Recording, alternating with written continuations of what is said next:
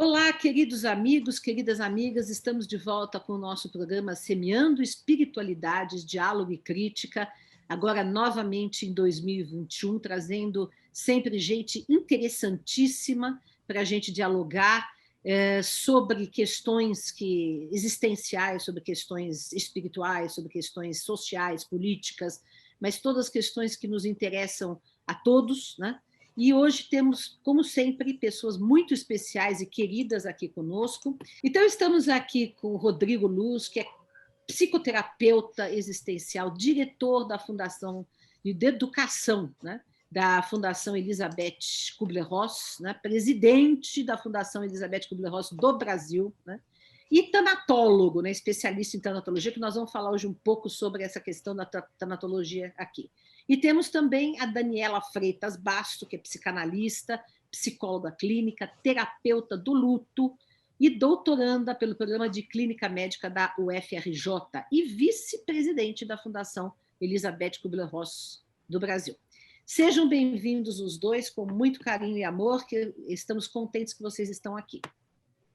Obrigada, Dora. Assim, começar com carinho e amor é tudo, né? A gente vem aqui para isso, para dar e receber amor, exatamente. Ô, Dora, eu espero que você possa se sentir muito amada, viu? Todos nós. Gente, eu queria que vocês começassem falando sobre, para quem não sabe, quem foi a grande Elizabeth Kubler-Ross e o que é a Fundação Elizabeth Kubler-Ross, que tem a internacional e a brasileira, que é uma, digamos, é uma afiliada internacional, uma extensão da internacional, é isso mesmo, né?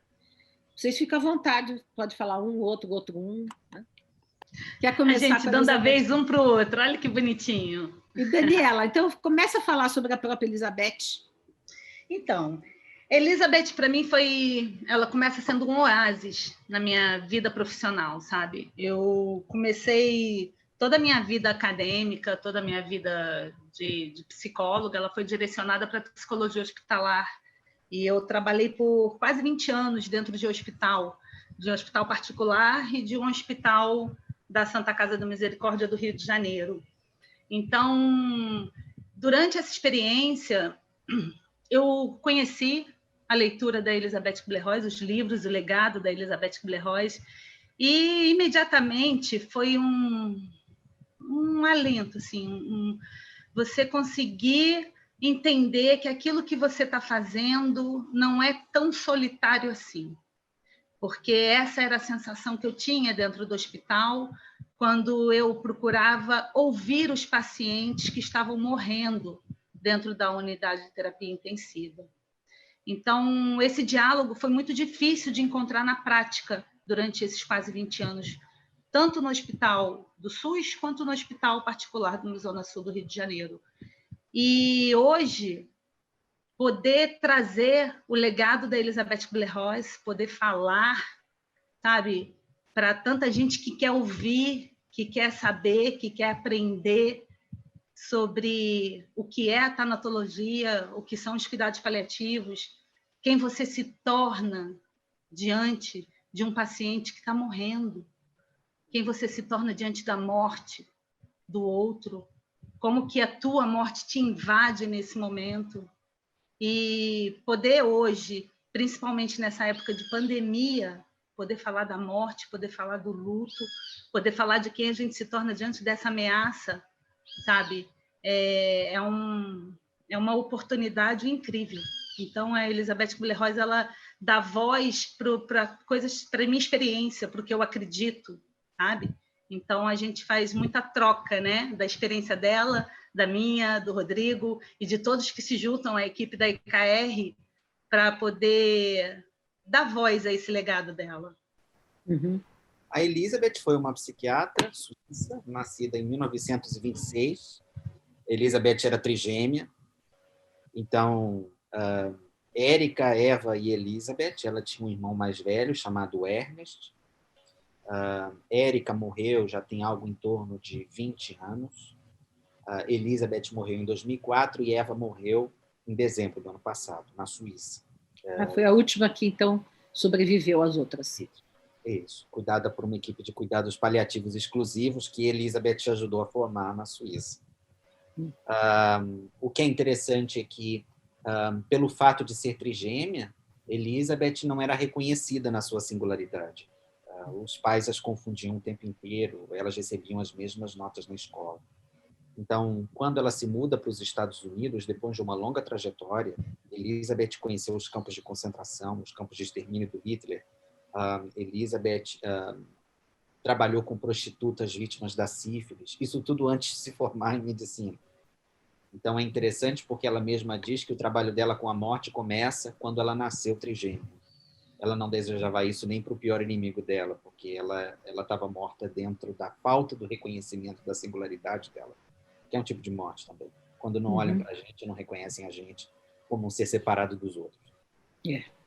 Então, quando ela se depara com pacientes que estavam morrendo nos Estados Unidos, que também estavam morrendo sem serem reconhecidos como seres singulares, ela se reconhece neles. E aí todo o trabalho dela se desenvolve a partir disso.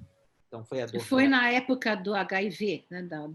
Não, foi ainda antes. De 30 anos antes do HIV. Ela começou o trabalho dela com cuidados paliativos em 1962. É bem antes. Bem antes. Entrevistando pacientes que precisavam de... que estavam morrendo no Billings Hospital, em Chicago, e que não estavam sendo reconhecidos como tal. Então, ela começa o trabalho dela nessa década. E outra mulher também que revolucionou os cuidados em saúde, a doutora Cicely Saunders, fazendo o trabalho dela do outro lado do Atlântico. Luciano. Olha só que coisa, que até me emocionou agora. É uma coincidência, mas justamente ela começou o trabalho em 62 em Chicago. Eu estava sendo concebida em 62 em Chicago. Nasci em 62, depois no Brasil, em dezembro, mas fui concebida em Chicago, exatamente neste ano. Eu sempre digo uma coisa que eu fico impressionada. Agora vocês, homens, vão me desculpar a interpretação feminista, mas... Não, eu não desculpo, eu simplesmente falo. Não, porque acontece o seguinte, a medicina ela tem uma impregnação fortemente masculina, porque foi desenvolvida por homens, predominantemente, né? A medicina alopática, a medicina que o positivista, que nós ainda é vigente, majoritária, né? E essa é uma medicina que quer vencer a morte de qualquer forma, né? Porque a morte é considerada a grande inimiga a ser combatida, né? E precisou haver duas mulheres, né, com um olhar de cuidado, de aceitação da morte, porque a morte é o fim sempre, né?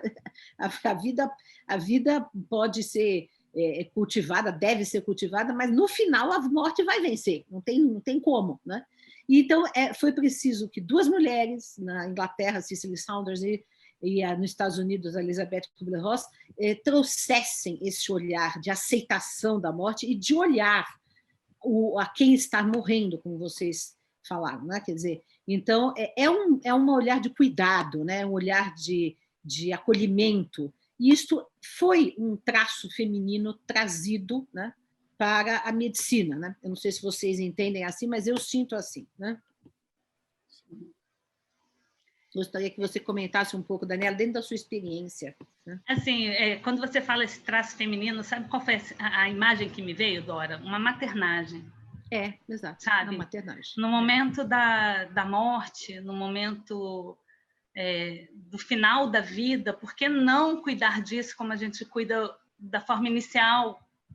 Mas sabe? É isso mesmo, né? Então, é uma maternagem. Então, assim, é muito feminino. Vem, sim, muito, eu acho que, desse gesto da mulher de dar o contorno, de dar uma maternagem, de dar uma segurança para aquela pessoa que está enfrentando a sua própria morte. E a gente vive numa sociedade muito fóbica em relação a esse assunto.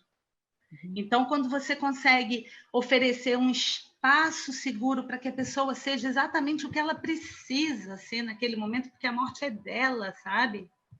Então, Elizabeth e Cicely trazem isso, trazem esse espaço, trazem essa necessidade de conseguir visibilizar essa singularidade que tanto uma quanto outra passaram uma vida inteira enfrentando e buscando a sua própria singularidade e produzem todo esse legado baseado na sua experiência. E a gente faz isso todos os dias. A gente faz escolhas baseadas nas nossas experiências e o que significa a morte para a gente. Eu acho que quanto mais eu trabalho com a morte, mais eu aprendo sobre a vida. Exato. Então, como você lida com a vida, é como você lida com a morte, não tem como ser diferente. Não tem, é um resultado disso, né? Então, eu acho que essa questão feminina que você fala vem muito desse gesto de maternagem para mim. Isso não quer dizer... isso não quer dizer que os homens não possam e não devam fazer também esse cuidado, essa maternagem, né? Porque isso não é exclusividade da mulher. Sim, é que sempre essa função foi atribuída à mulher, então, no decorrer dos séculos, a mulher desenvolveu muito mais isso, né? Também por uma questão também de ela gerar o filho, né? Então, isso já foi favorecido, né?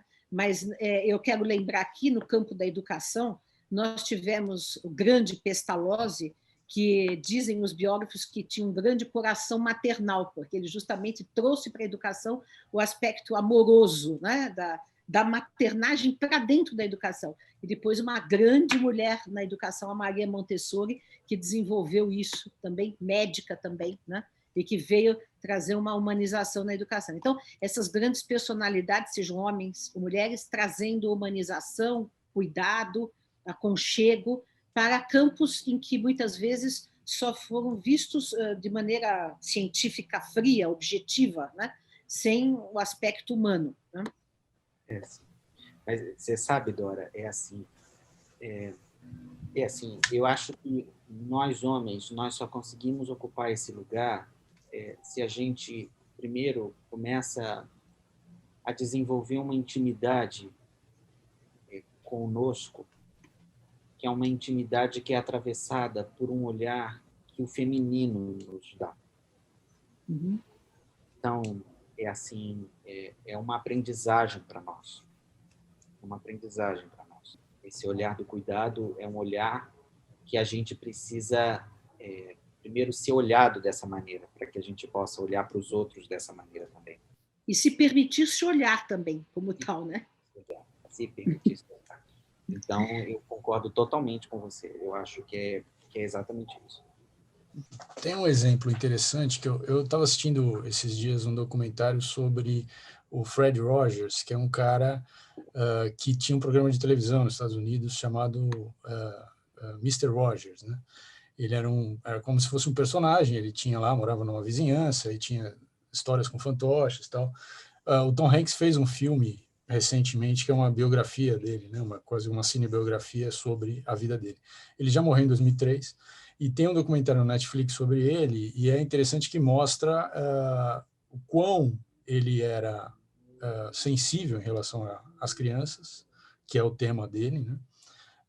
E ele tinha duas frentes muito claras. Assim. Ele, primeiro, reconhecia que cada criança era singular e única e insubstituível, e que ele repetia isso, amava elas do jeito que elas eram. Isso ele achava que era muito importante que os adultos fizessem. E a outra coisa, ele sempre, quando acontecia uma coisa, uma tragédia, que tinha mortes, né? Por exemplo, quando a missão Challenger explode, assim que decola, na década de 80, e todas as crianças nas escolas dos Estados Unidos estavam assistindo isso, ele faz um programa usando lá as técnicas de fantoche que ele fazia no programa dele para falar sobre isso. No 11 de setembro, ele já estava 2 anos antes dele morrer, ele já estava bem idoso, ele é chamado para fazer um especial na televisão para conversar com as crianças sobre o que estava acontecendo. Mas, ao mesmo tempo, no documentário também mostra claramente que, por exemplo, um jornalista entrevista ele e o jornalista está lá, assim, angustiado porque ele queria entender se o cara era homossexual. Porque, na concepção do jornalista, um homem heterossexual não teria essa visão, não compreenderia as coisas dessa forma. Então, a única explicação para o jornalista era que ele tinha que ser homossexual.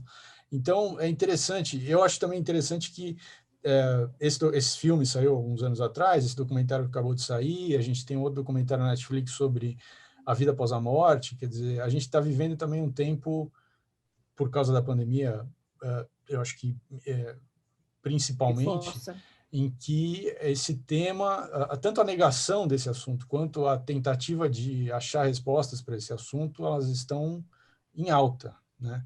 E aí eu queria que vocês comentassem um pouco como que vocês enxergam essas duas frentes nesse momento que a gente está vivendo, porque a gente liga o jornal e é negação o tempo todo de que existe pandemia, de tudo. Assim. E, ao mesmo tempo, você vê que existem produções culturais tentando falar sobre a questão da morte, sobre o luto, sobre a tragédia que a gente está vivendo e como a gente tem que achar caminhos de superação disso, de compreensão disso.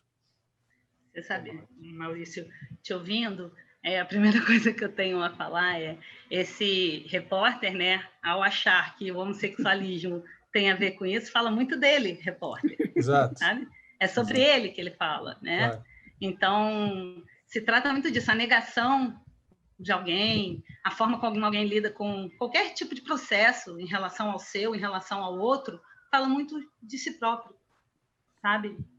É a constituição da masculinidade tóxica, né?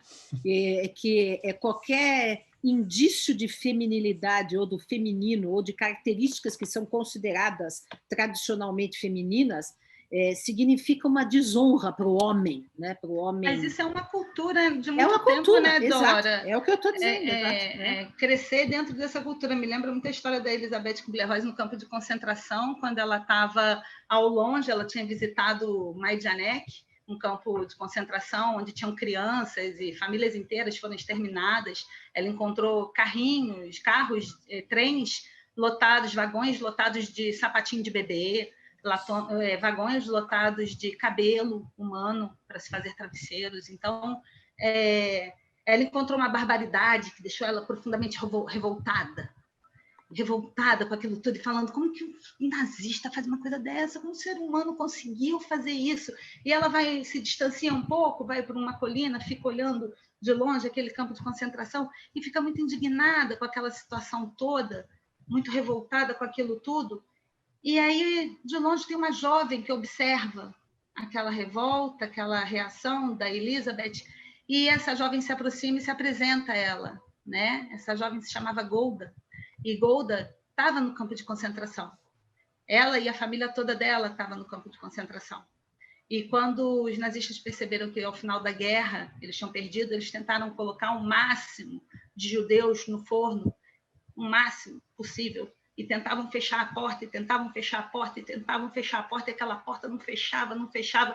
Um soldado foi lá, enfiou a mão dentro daquele forno, puxa lá de dentro uma pessoa e consegue fechar aquela porta. A pessoa puxada lá de dentro foi Golda.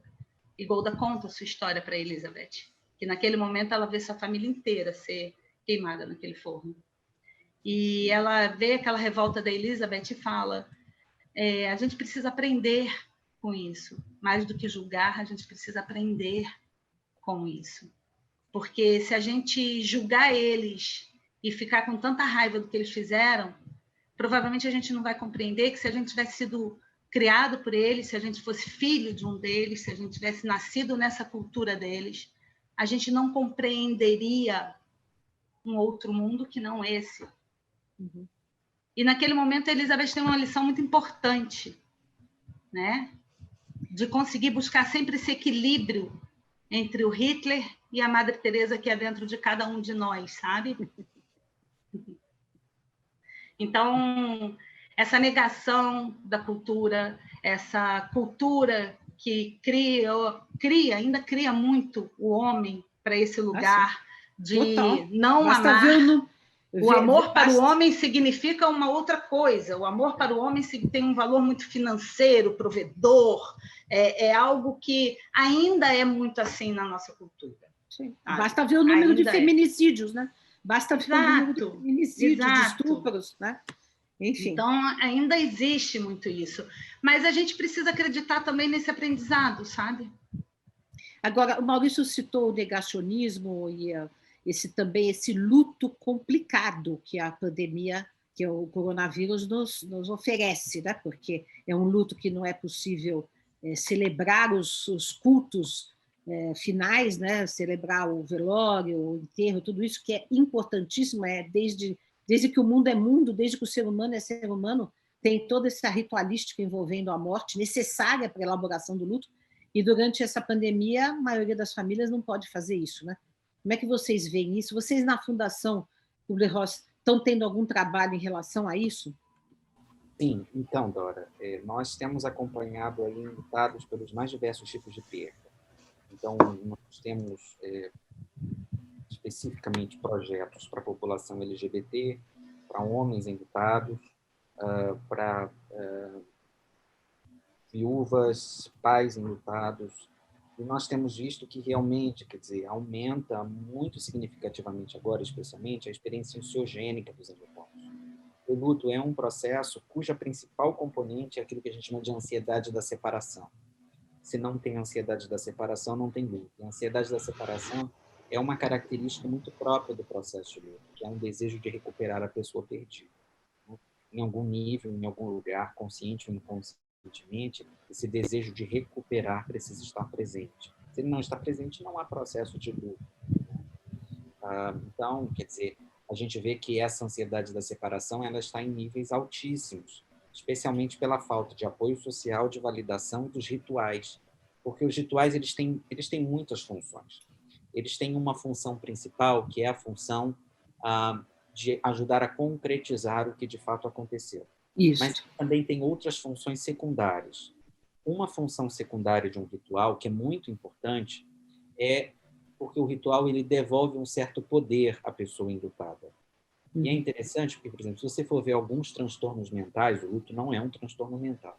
Mas se você for ver em alguns transtornos mentais, como transtornos obsessivos, por exemplo, você vai ver que há uma presença característica de uso reiterado de um ritual, né? Quer dizer, por exemplo, o transtorno obsessivo-compulsivo, é comum a característica dele, a fenomenologia desse transtorno, ele ser caracterizado pelo uso reiterado de um ritual, porque o ritual é uma tentativa de recuperar o poder. Sim. Então, isso o controle, né? O controle. Então, quando nós fazemos um ritual, quando alguém morre, é como se no nosso DNA houvesse inscrito essa necessidade de recuperar um certo poder sobre aquilo que é absolutamente imponderável, incontrolável, sobre aquilo que é da ordem do impossível.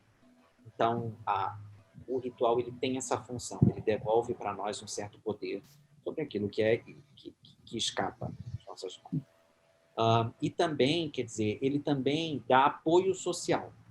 Apoio social. Então, nós recebemos dos outros o apoio que nós precisamos para o enfrentamento de realidades muito graves. Então, respondendo à sua pergunta, é assim, a ausência do ritual nos lança em desafios muito grandes. Mas não quer dizer que o luto ele não seja vivido de outro jeito. Então, quer dizer, nós temos visto que os enlutados eles têm vivido o seu luto de outro jeito. São outros lutos. São outros lutos. A pandemia nos levou a um enfrentamento de outros lutos. E o que é interessante é que, paradoxalmente, ao contrário do que a gente imaginava lá em março, os enlutados eles estão sendo muito validados. Porque, embora você tenha um governo que não valide nada em relação ao sofrimento humano, né? É um governo parasita, é uma coisa surreal. Surreal. Vou falar abertamente. Assim, por favor. Então, é um governo parasitário, né? Com relação ao sofrimento dos outros. E aí, assim, mas, de qualquer maneira, quer dizer, em termos sociais, nós estamos vendo uma validação. Então, quer dizer, é paradoxal, porque são enlutados que estão muito mais ansiosos, são enlutados que não têm apoio presencial uns dos outros, mas são enlutados que estão encontrando no tecido da sociedade validação. Entendeu? Muita solidariedade, né? Então, quer dizer, são épocas muito paradoxais. Né? São épocas muito paradoxais. E aí, quer dizer, o que a gente vê não é só o luto complicado, mais especialmente agora, a gente está vendo lutos traumáticos. esse talvez seja a maior incidência do que a gente tem visto agora, né? Quer dizer, o potencial ansiogênico da pandemia, o potencial traumático da pandemia, que é assim, são coisas para as quais eu não tenho recurso, eu tenho pouco apoio social para enfrentar isso, para o qual eu já não tenho pouco recurso, o meu sentido de previsibilidade foi completamente alterado e essas feridas, elas sangram muito mais profundamente nas entranhas da alma. Então, é uma dor da entranha da alma. E é também a ausência, muitas vezes, da despedida, né? Porque isto é também bastante problemático, né? Você não poder estar junto na hora que a pessoa está indo embora, né? Sim. Então, sim. E aí, quer dizer, mas apesar de todos esses desafios, existe uma luz de esperança, que é o seguinte: nós temos visto pessoas construírem novas formas de se enlutar. Elas têm construído novas formas de dizer adeus. Elas têm podido expressar o amor e o afeto delas de outras maneiras e encontrar novas formas de resposta. Então, o que eu tenho para dizer, só respondendo a pergunta do Maurício, é o seguinte: é que, embora haja uma forte repressão à negação, né, e a um apelo à negação, por parte das pessoas enlutadas, nós temos visto que a dor delas é outra forma de falar de amor, é outra palavra para falar de amor. E elas têm manifestado esse amor e esse afeto de outras maneiras, né? Eu acompanhei recentemente, eu não tive ninguém muito próximo que faleceu nessa pandemia, mas acompanhei a morte de um amigo no Rio de Janeiro, né? E eu acompanhei o velório online. Eu nunca tinha participado de uma coisa dessa, né? Então, quer dizer, eu estava, na verdade, havendo o enterro, né? E as pessoas mais próximas, a esposa e os filhos, estavam lá no cemitério, tipo 10 pessoas, é que é o permitido, né? Estavam em volta enterrando, e toda a comunidade de amigos, né? Eu também estava online, participando, vendo o enterro, né? E fazendo orações e falando sobre a pessoa que tinha morrido, e participando de alguma forma, todo mundo muito emocionado. Então, eu vi uma coisa interessante, uma coisa que me calou profundamente nessa experiência inédita que eu nunca tinha tido, né? Foi que as pessoas, ao contrário do que muita gente diz, né, que o online esfria, a sensação de morte, a sensação da perda, o luto, ele não se esvazia, mesmo com a distância física, né? A solidariedade entre as pessoas, porque as pessoas que estavam ali participando online estavam manifestando o seu amor, o seu afeto, tanto pela pessoa que tinha morrido, quanto pela família da pessoa. Então, tudo aquilo estava presente, né? Tudo aquilo que constitui um ritual de morte e uma presença amorosa das pessoas estava ali, né? Preservada, embora a distância, embora faltasse o abraço físico, o toque, que eu acho que realmente nos faz falta, né? Para mim, pelo menos faz, mas não estava um processo desumanizado, digamos assim. Né? A gente fala muito com os nossos alunos, com os nossos voluntários da IKR, sabe, Odora, sobre assim, o que é possível, quais são os caminhos que são possíveis, sabe? Não vai ser como era antes, não vai ser o que era. A gente vai encontrar novos caminhos, nem melhor, nem pior, mas simplesmente diferente do que era. É o que você está falando, é uma experiência inédita. A pandemia mundial é uma experiência inédita. Tudo isso é inédito para a gente. Essa forma de vivenciar o luto, essa forma de descobrir novos rituais possíveis, que sejam um enterro online, mas sim, aproxima, porque, Dora, o importante no processo do luto, quando você está passando por esse processo do luto, é você se dar conta da sua rede de apoio, com quem você conta, e com quem você conta para quê? Porque não é com todo mundo que você vai contar para chorar, não é com todo mundo que você vai contar para tomar um café, sabe? mas você sabe que com aquele você pode contar para chorar, aquele dali você pode contar para te ajudar com o mercado que você está sem energia. Quem sabe aquela pessoa dali lava uma louça para você, e é um passo depois do outro, muito dentro do que é possível no processo e ritmo da dor e sofrimento de cada um, sabe? Então, a criatividade, ela aparece nessa solidariedade, nessa forma de compartilhar, sabe? O luto, de compartilhar esse processo. Uhum. E assim, é como a gente começou aqui a nossa conversa, né? Tudo se trata, no final das contas, de formas de dar e receber amor. Exato. A pessoa se foi, mas o amor não acaba, é o que o Rô está falando, o amor não acaba, sabe? O que você faz com tanto amor que você ainda tem? Então, a gente descobre novos caminhos de dar e receber amor, que façam sentido para aquela pessoa, que façam sentido para aquela família, sabe? Mas de que maneira você acredita que o amor ainda chega à pessoa que você ama? E de que maneira você ainda recebe amor dessa pessoa? Eu queria que vocês contassem um pouco para nós duas coisas diferentes. Primeiro uma, depois eu vou perguntar outra. Sobre a descoberta, o aprofundamento, digamos assim, da Elizabeth Kubler-Ross em relação à espiritualidade, no processo todo que ela foi vivendo, porque ao ouvir os que estavam morrendo, né, ela foi cada vez mais se aproximando da espiritualidade, e no final ela era uma pessoa profundamente, né, espiritualista, inclusive manifestando clara convicção da vida após morte, etc. Gostaria que vocês comentassem sobre isso, né, e falassem um pouco, né, dessa... porque ela não é assim tão aceita na comunidade científica como poderia ou deveria, talvez por causa disso, né? Porque ela abandonou as premissas materialistas da medicina tradicional, né? Queria que vocês conversassem sobre isso um pouco. Bem, ela de fato, ela teve uma primeira experiência quando ela estava em Chicago. Ela descreve essa experiência no capítulo 13 do livro Sobre a Morte e Morrer, que é o primeiro livro que ela escreveu, só que ela foi orientada a não publicar o capítulo 13, então o livro tem 12 capítulos. Nós publicamos o capítulo 13. Ele estava na casa do reverendo Gaines, que foi o Molimo Imara, que é o nome africano dele, né? Mas esse capítulo ele foi pedido e ele ficou na casa do reverendo, só que há pouco tempo atrás foi feita uma pesquisa na casa dele e não encontraram. Então, talvez encontre algum dia.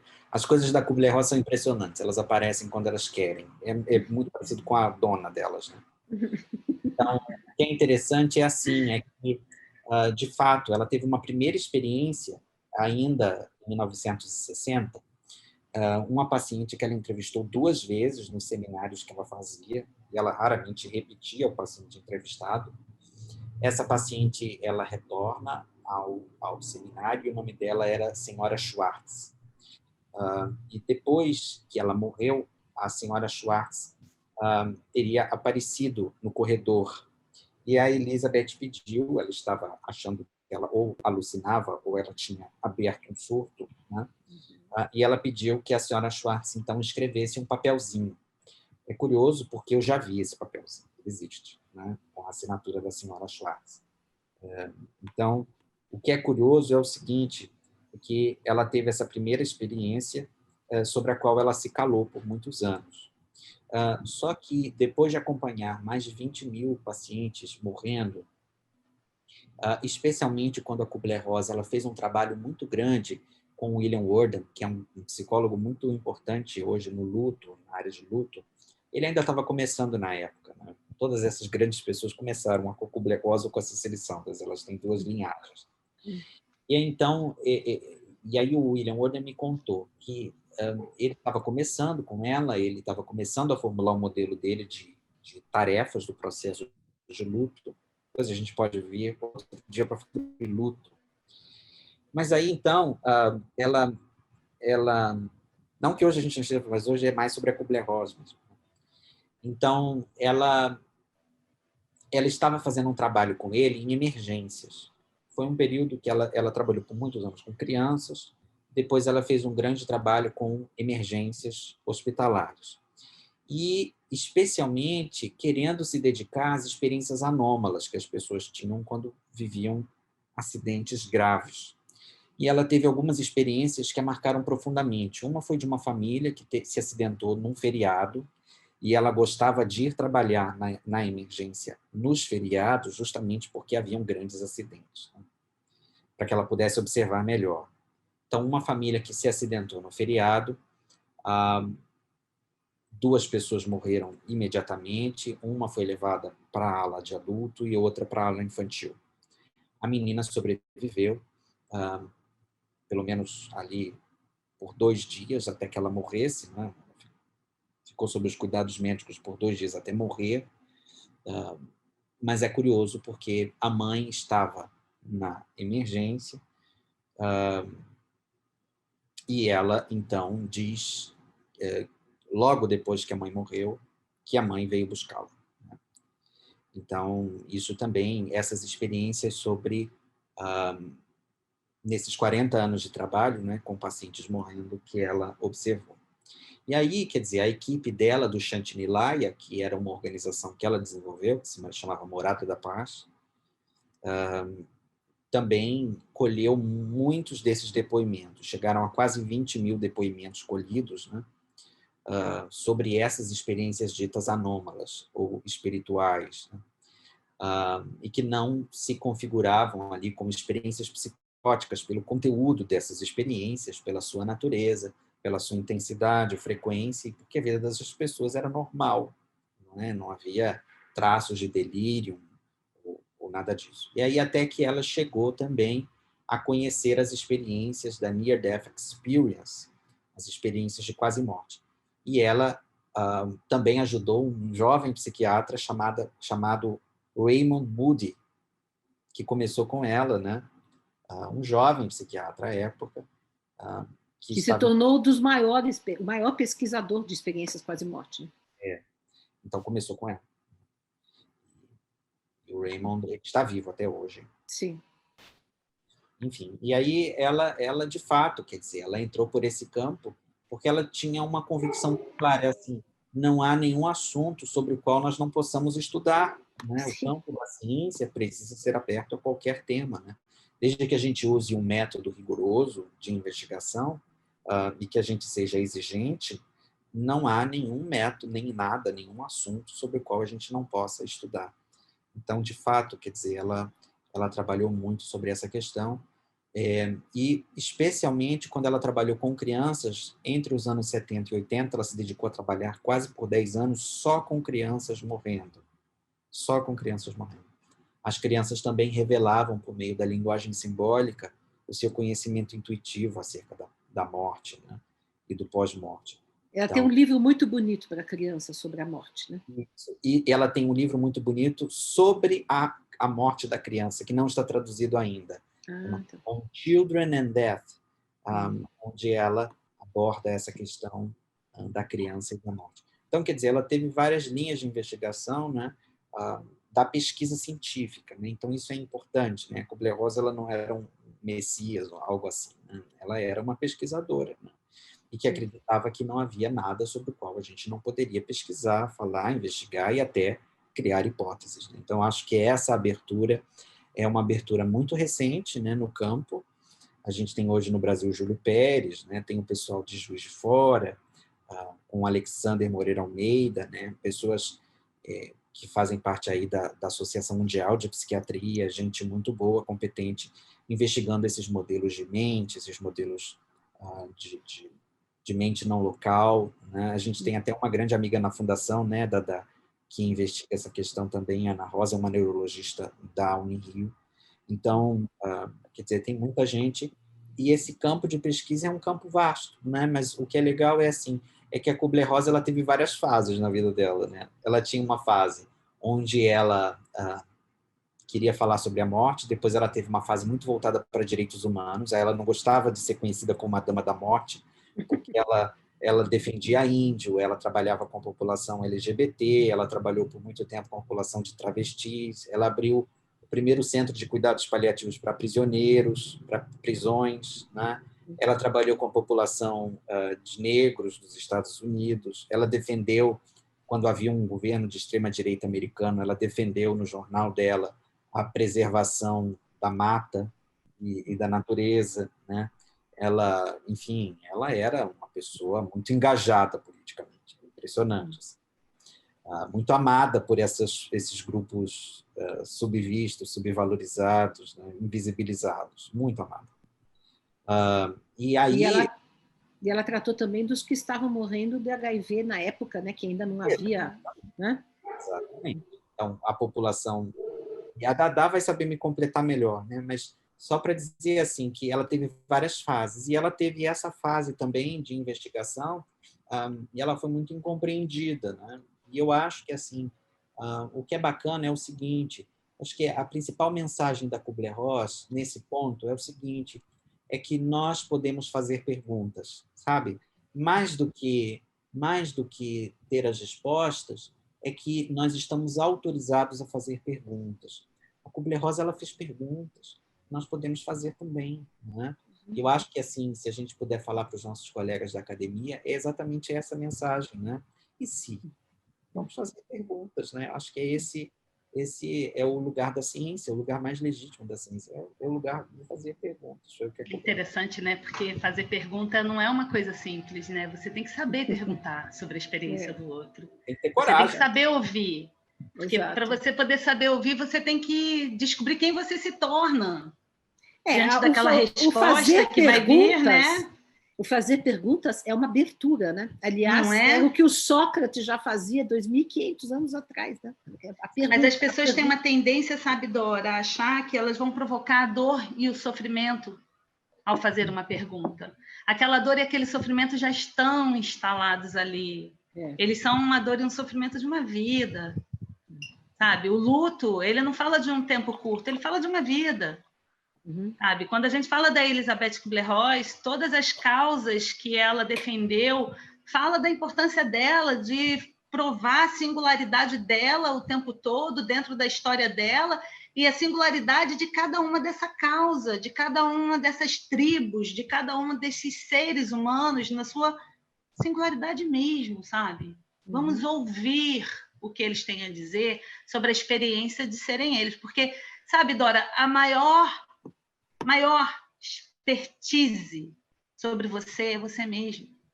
Exatamente. Você é a maior expert. Só Maurício sabe sobre Maurício, só Dora sabe sobre Dora, só Rô sabe sobre Rô, só Dadá sabe sobre Dadá, sabe? É isso. Só a gente sabe sobre a gente. Então, tem uma frase da Elisabeth que ela me representa muito em relação a isso. O que os outros pensam de mim é problema dos outros, né? Isso é um jeito muito Elisabeth de ser, sabe? Ela aprendeu isso com a maturidade dela. Então, ela colocava isso em prática de uma forma majestosa. Olha, nós já estamos caminhando para o nosso final, infelizmente. Eu quero reforçar a última pergunta, que é o que vocês, tudo que conta um pouco do que a Fundação Kubler-Ross faz no mundo e aqui no Brasil. Mas antes eu queria só fazer um comentário ainda ao que o Rodrigo estava falando, sobre essas investigações, né, no campo da experiência quase-morte, no campo de fenômenos que demonstram a existência da vida após morte. Temos aí, atualmente, um documentário, uma série de documentários no Netflix, chama-se Depois da Morte, que é muito interessante, e tem o primeiro deles é sobre experiência quase-morte. Depois há um outro episódio que fala sobre essas, entre aspas, revelações à beira da morte, né? Um médico fazendo pesquisa sobre tudo que as pessoas na beira da morte falam, estou vendo fulano, estou vendo a minha mãe, estou vendo isso, quem vem vindo me buscar, etc., que é uma experiência generalizada, muito forte, né? E, infelizmente, no documentário inteiro, nos 8 episódios, a Elisabeth Kubler-Ross não foi citada, deveria ter sido, né? Mas eu gostaria que você... A Elisabeth não ligava para ser citada. Não, né? Tudo bem, mas a gente liga, que a gente tem que honrar todos os que participaram do processo de crescimento humano. Gostaria que vocês contassem um pouco o que faz a Fundação no mundo e no Brasil, para a gente ir encerrando. Tá, então, rapidinho, eu vou deixar a Dada falar do Brasil e vou falar do mundo. Pode ser, Dada? Pode. Pode então, ser. Vamos lá. Então, você fala do mundo primeiro, Rô? Não, a Dadazinha vai falar do Brasil. Então, vamos lá. Brasil, gente. A Fundação, ela ela está passando agora por uma reestrutura linda, um fortalecimento. A gente tem 2 anos e meio de fundação, sabe? No Brasil, né? Tô falando do Brasil. Então, a gente tem 2 anos e meio de fundação no Brasil. E, assim, desde que o Rô pegou esse contrato na mão e me convidou para ser vice-presidente dessa fundação, e a gente decidiu abrir uma associação beneficente, a gente tinha uma vontade de oferecer para a população esse serviço sobre o luto, tanatologia. A gente tinha uma vontade de... A gente brinca que a gente é pink cérebro, gente. Eu vou só contar isso para vocês, entendeu? Adivinha quem é o pink, quem é o cérebro? A vaga de pink é minha, não tem mais como, vou tentar. Então, a gente brinca que a gente vai conquistar o mundo e fazer uma mudança, uma profunda mudança social sobre o olhar da morte, sabe? Então, assim, a morte, ela é um momento de dar e receber amor, como todo momento da vida, sabe? Então, dentro da fundação, a gente tem vários grupos que atendem vários tipos de pessoas enlutadas, gratuitos, online, hoje, devido à pandemia.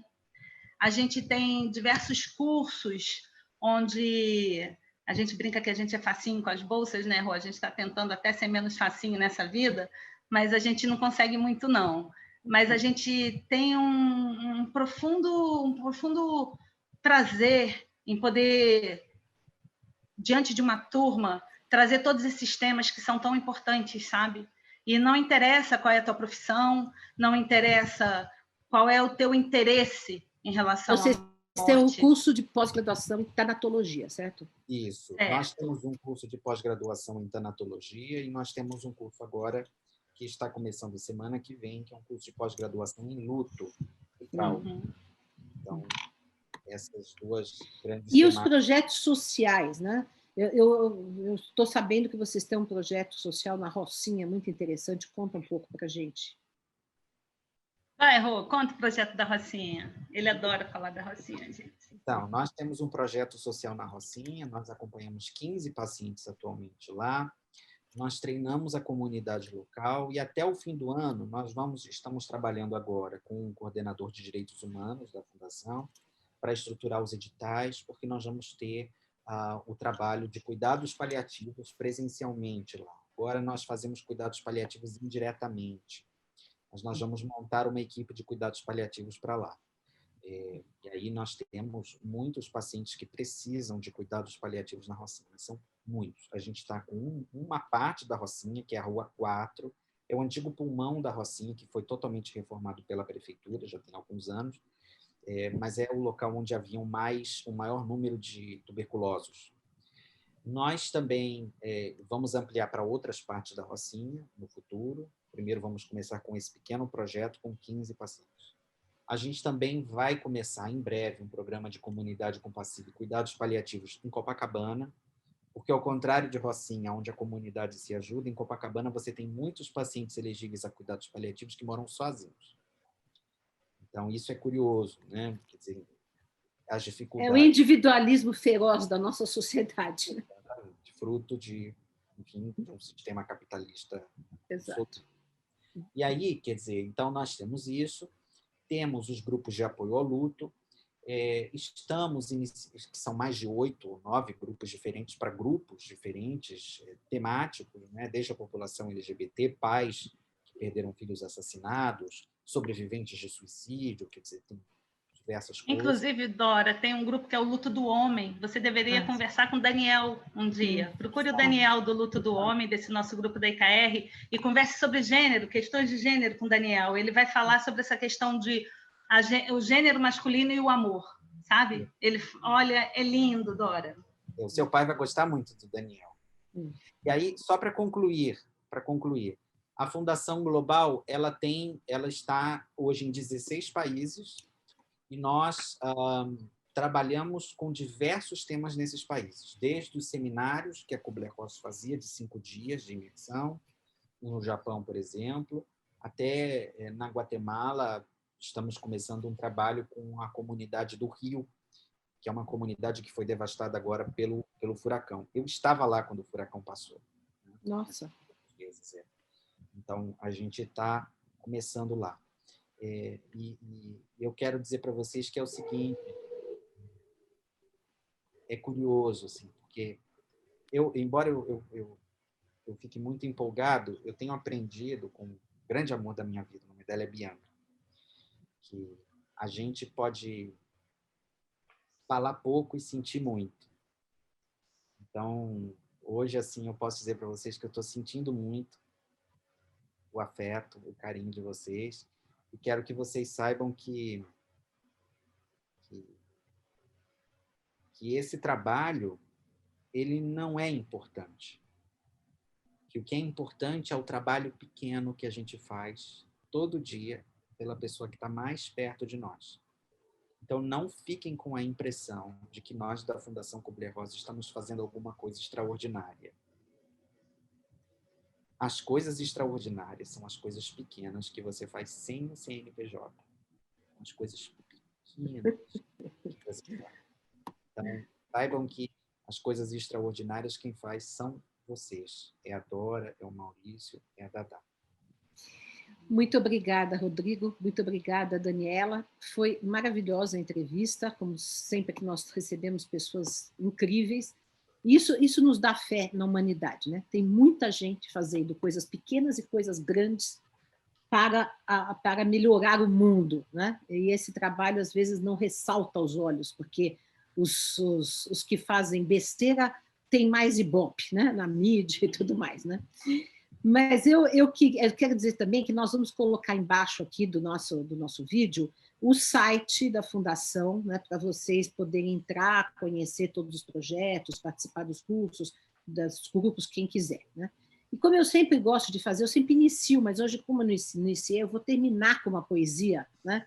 Vou terminar com uma poesia, nós falamos muito sobre o luto, né? E eu tenho uma poesia aqui no meu livro, A Hora de Dora, de poesias, que eu escrevi quando a minha mãe faleceu. Né? Minha mãe é uma pessoa com quem eu tinha profunda afinidade e ela foi embora com 60 anos com câncer. Então, aqui isso eu acho que representa um pouco o que a gente sente quando alguém muito amado morre. Partida. O mundo está fora do lugar. Meu coração a sangrar de saudade de você. Saudade essa flor de pé de uma tarde molhada, retirante e dourada. Saudade de você, que enchia minha vida de alegria tão costumeira, tão certeira, que a dor ficava à beira. Você que está num lugar que minha alma pode alcançar, mas meus olhos não. Estende-me firme a mão para eu saltar esses anos e todos os desenganos que me separam do instante bendito de achar você no infinito. Então, através da arte, da poesia, também a gente elabora o luto, né? Toda forma de arte, de meditação, de espiritualidade podem ser formas legítimas de elaboração do luto, quando o luto nos pega, que nós temos também que nos permitir vivenciar, porque é natural que sintamos o luto, não é isso? Muito obrigada. O Rô, ele tem uma frase que eu vou pedir até para ele terminar com ela, Rô. Termine com essa frase. Vai, Rodrigo. Toda dor pode ser Suportada quando sobre ela se pode contar uma história. Olha que lindo. Muito bom. Muito bom. Então, ficamos aqui. Muito obrigada. E continuem conosco. Esta é a nossa reinauguração em 2021 do nosso programa Semeando Espiritualidades. Daqui para frente, todas as quintas-feiras, às 17 horas, estaremos aqui com vocês.